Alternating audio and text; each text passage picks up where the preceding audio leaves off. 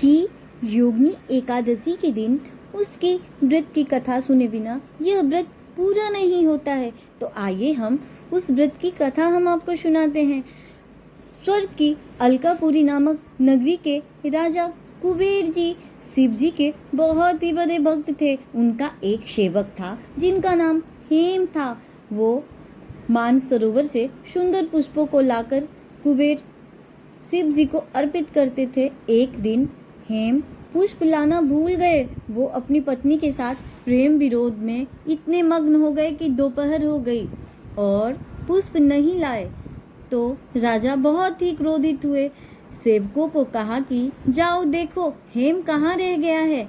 तो सेवकों ने बताया कि हेम जरूर अपनी पत्नी के साथ रमन कर रहे होंगे। राजा कुबेर कहते हैं कि हेम को मेरे सामने प्रस्तुत करो।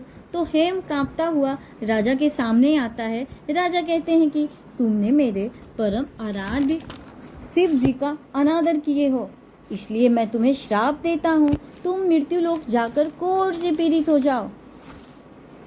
वो जो हेम है स्वर्ग लोक से मृत्युलोक आ जाते हैं।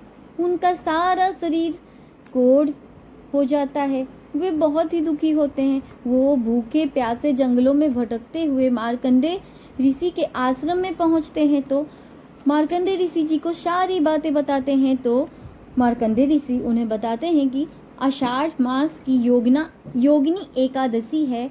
उस व्रत को करने से आपके सारे कष्ट दूर हो जाएंगे। उनका पालन करने से सब रोग समाप्त हो जाएंगे।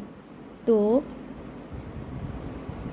उन्होंने इस व्रत को किया। इस व्रत के करने से प्रभाव से नियम पूर्वक और श्रद्धा पूर्वक करने से उन्हें इसका फल मिला। वो फिर से स्वस्थ हो गए। उनका शरीर पहले जैसा हो गया। फिर से वो अपने स्वर्ग लोक को चले गए। इस कथा की इतनी महिमा है, इस व्रत की इतनी महिमा है कि इससे सारे रोग कष्ट भय सब कुछ दूर हो जाते हैं। जय श्री हरि।